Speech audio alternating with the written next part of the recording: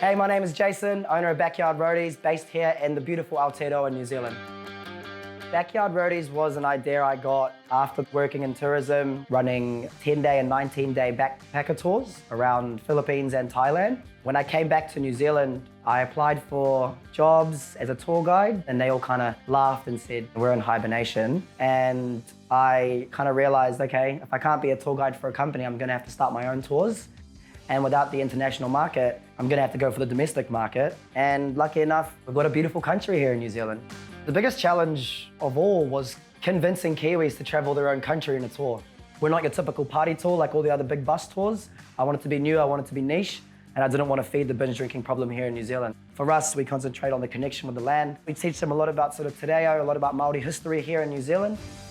I was in a bad situation when the second lockdown hit here in New Zealand. I had to cancel 3 tours in a row, and I had to get the money to refund everyone because I had a COVID policy. So when I had to refund them in full, I didn't have enough funds in the business account. So no banks wanted to loan me to start a business, no banks wanted to help me at all. I called a mate and told him my situation, and he goes, have you heard of Prospa?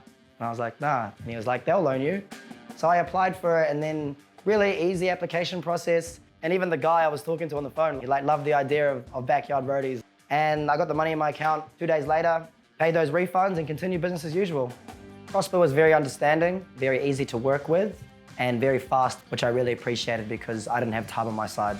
My favorite part about Backyard Roadies as a company is getting people out of their comfort zones. I think that's the most rewarding thing as a guide, as an owner, and to see the reviews at the end, and the customers, they really are appreciated.